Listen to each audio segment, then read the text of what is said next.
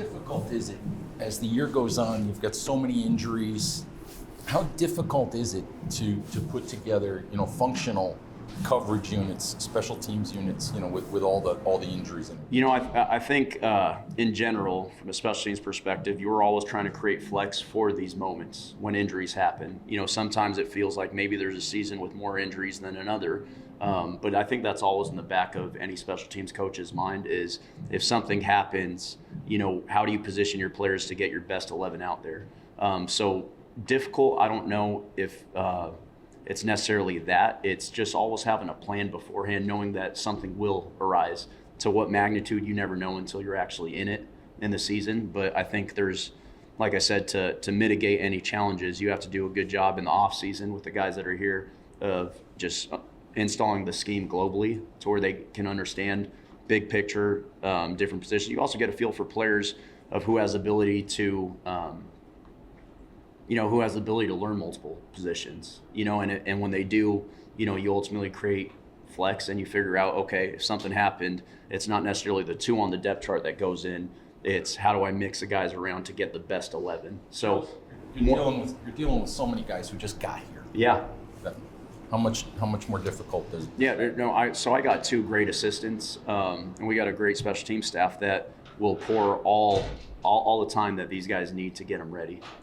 Whether they get here, a week before, a day before, our job is to get them ready and to make sure they're up to speed.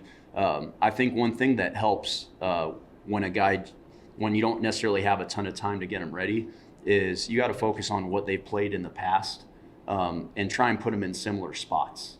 Because obviously wherever they came from, they were in those positions for a reason. So and then you're figuring out the different pieces of moving guys around in terms of that. Does the team look different when they have a special teams coach, kind of running the show there? And what do you think of that in general? And what do you So his when you special look, team stands out to you? Yeah, when you look at New Orleans, I think Rizzi has done a hell of a job his whole time there, whether he's the interim or whether he's just solely the special teams coordinator. You can tell that they're doing the same things. They still play very hard. So I got tremendous respect for how he gets them to play. And they do some things scheme-wise that challenges your rules to make sure that you're on point in terms of, who you got. But I think Rizzi has done a great job in terms of making special teams important in that organization, whether he was just special teams coordinator or now the interim. And you see no drop-off with that style of play that they're playing with in New Orleans.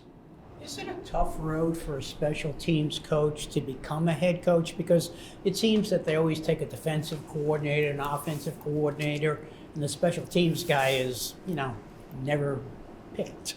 Yeah, I don't necessarily know the numbers of how many special teams coaches get ops when it comes to head coaching opportunities or interview chances for that matter. But what I will say is, there's a lot of things that are synonymous as being a head coach as there are as just being a special teams coach. You're dealing with the roster globally and holistically, obviously. You're seeing injuries. You're figuring out how to piece, a full team together, a full unit. You're addressing the team in team meetings. So there's a lot of things that prepare you to be a head coach as a special teams coach. I'm not necessarily, I don't know the statistics of how many guys get opportunities, but I know there's great coaches in our league in terms of special teams that would make tremendous head coaches, Rizzi being one of them. Didn't Harbaugh become a Harbaugh? Yeah, very versed with special teams before and did a great job there, and has obviously had a good. Say it again. Belichick was a special teams. Yeah, and honestly, like I've said it in the past.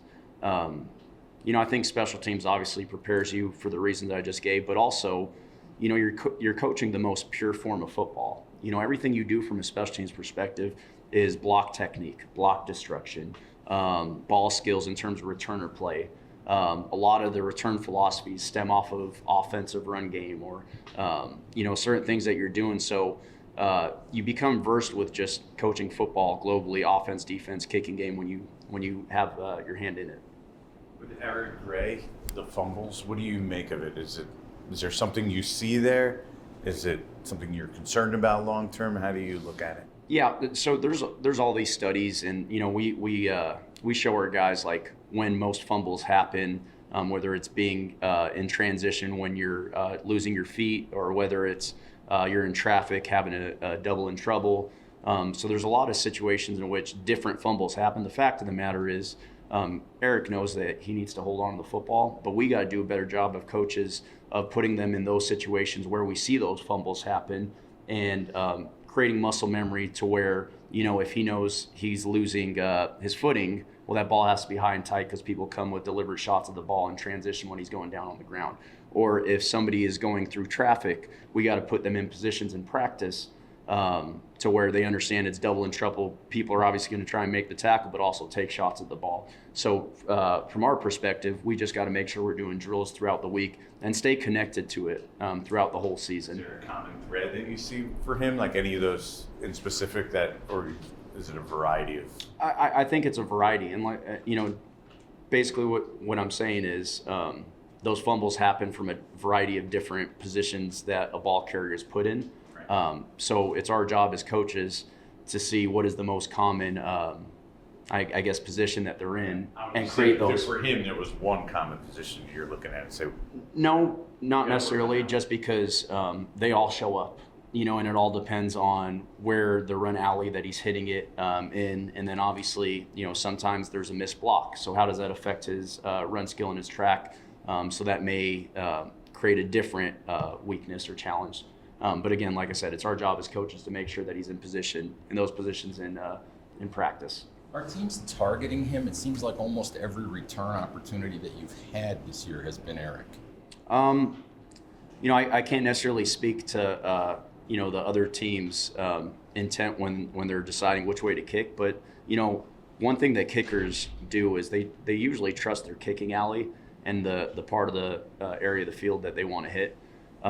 Eric has done a great job. He has. I know the fumbles stick out, but he has done a good job in terms of creating good drive start positions for our offense. Just last week, obviously in Dallas, that was an explosive play. He just has to hold on to the ball. The drive start there was pretty close to the 40-yard line, and he's had a couple of those. He's a tough runner.